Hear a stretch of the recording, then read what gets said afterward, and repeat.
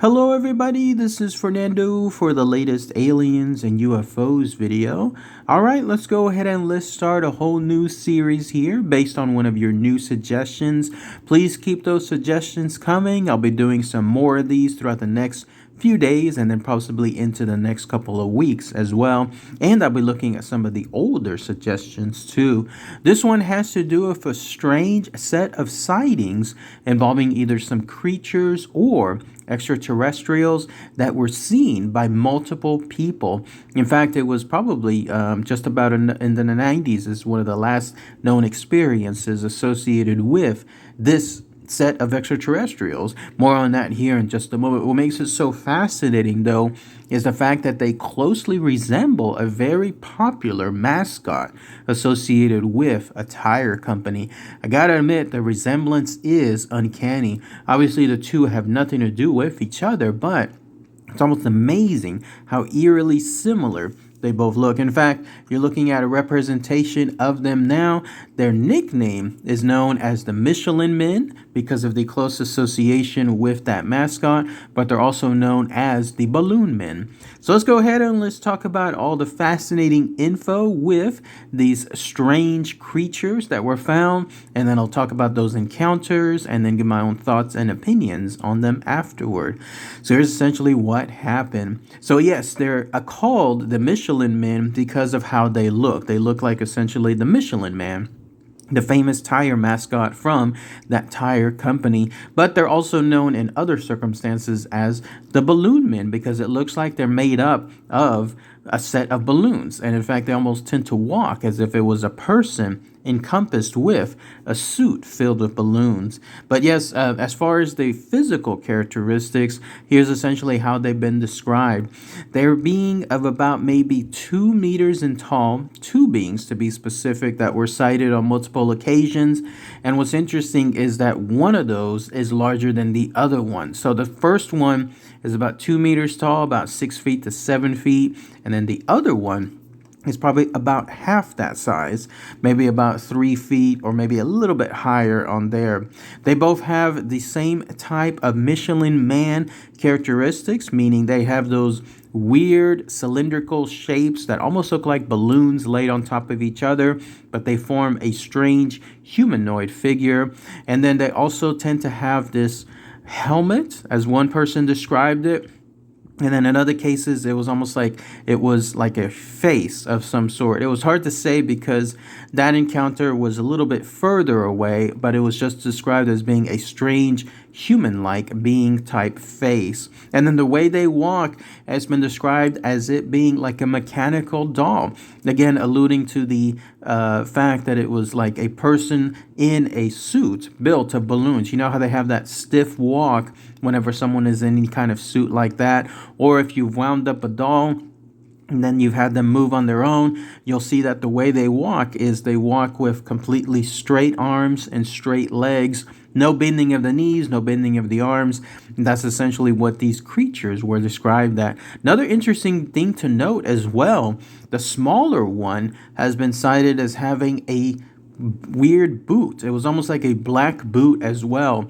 Unknown if it's on the left foot or on the right foot, but it definitely has at least one of those with a black boot. No known description as to why essentially that is, but those are at least some of the characteristics associated with them physically. If you wanted to find where they tend to promenade, it seems to be more on the lines of Spain, but they have been listed in other parts of the world too. Who knows if these are the same creatures or if these extraterrestrials have multitudes of them visiting different locations at the same time. In fact, let's talk about one of the earliest ones here. This happened in May 1960.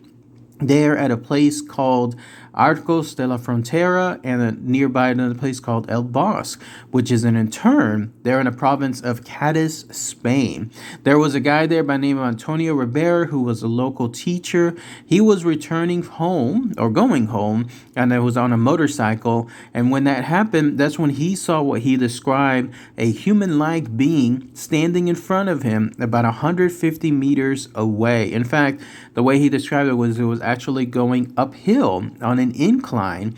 And then that's when he stated the same information I was mentioning a minute ago as to its physical characteristics. And in fact, he ended up stating that this thing, whatever it was there walking along the edge of the road. And then all of a sudden, the littler one started to appear as well. Again, mimicking the same type of look, except for the fact of it having that type of black boot. And then there they were, just basically going at an angle, crossing that highway, going on an incline.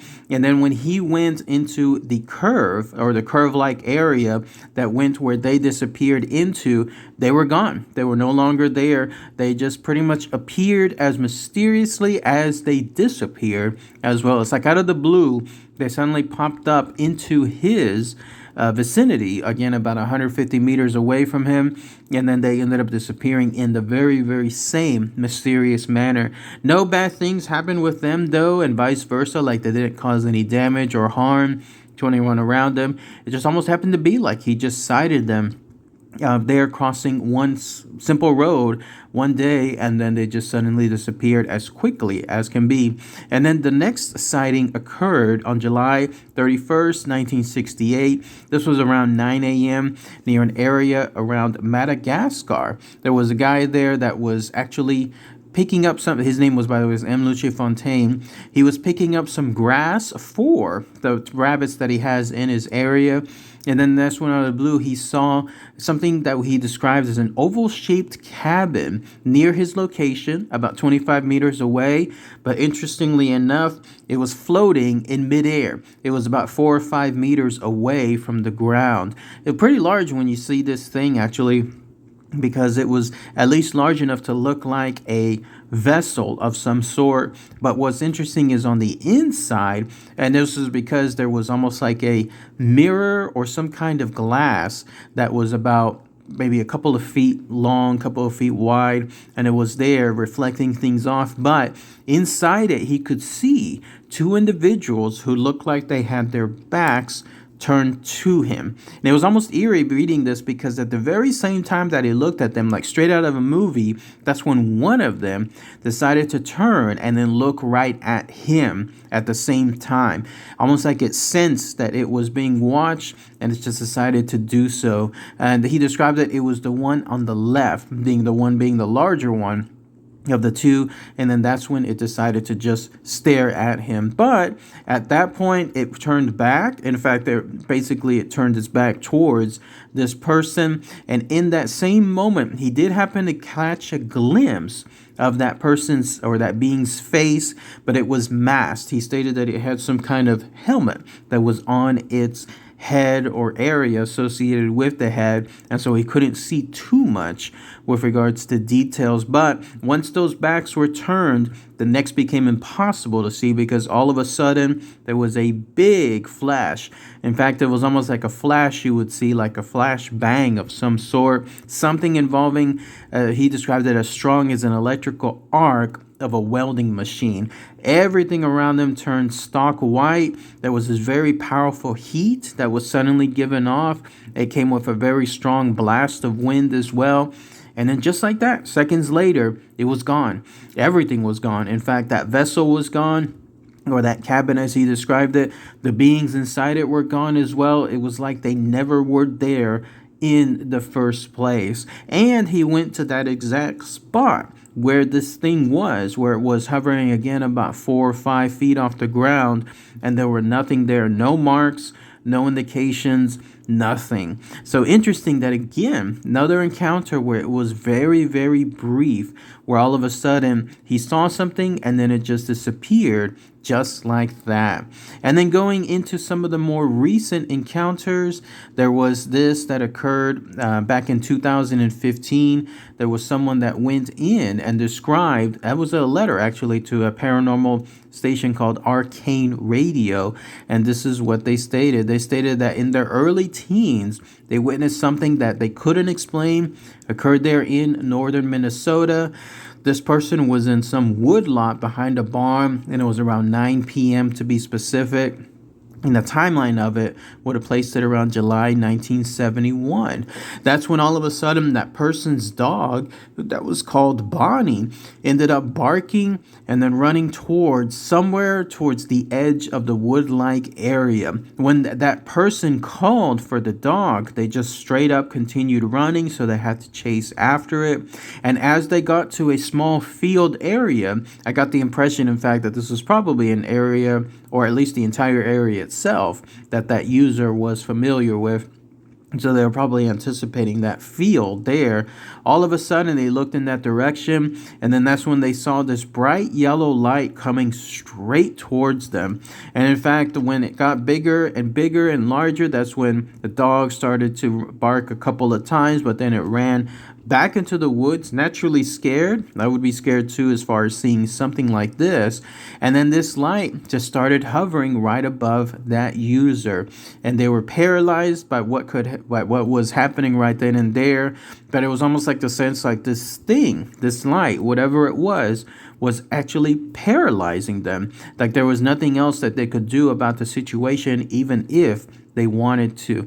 But what took an interesting turn was this light. I guess the user got more used to seeing it, especially since all of a sudden came onto them, and then their eyes started adjusting. All of a sudden, it started to take a shape, and they described it as being a balloon man. Again, something along the lines of the Michelin Man.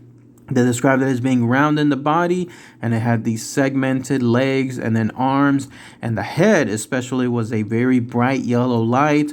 No face that they could see, at least, because everything was still more on the lines of a blinding light. And then it was about maybe 8 feet tall, and it had a very, very wide stance. And then there was this intense heat, either coming from the light or from this quote-unquote Michelin Man as well. And when that happened, it caused the user to become very uncomfortable, because they hardly breathed because of how close this thing was, or whatever it was emanating. It was causing this user to not be able to breathe correctly. It started to circle around them, and then just when that person thought that they were going to pass out because of the situations, then it just disappeared. And again, third situation here where it just outright vanished just as soon as it appeared, and then this person just left at that point. They could finally move, but they felt weak, and they stayed sick for a little while afterward. But at least that's another encounter there. My apologies. I thought I had read it that it was in the 90s, but no, it looks like it occurred at least in the 70s. But again, interesting stuff, associated with the Michelin Man, or the extraterrestrial known as the Balloon Men. If anyone else has any more info, anything else I might have missed about these very, very strange creatures, then please post those comments below. Who knows, the type of instances associated with them, like the large number of occurrences, help indicate that there could be another type of encounter happening sometime soon, and we'll see where that happens in this world as well. But if anybody has any more info, anything else that I missed, please post those comments below. All right, everybody, thanks again as always. Take care. Bye.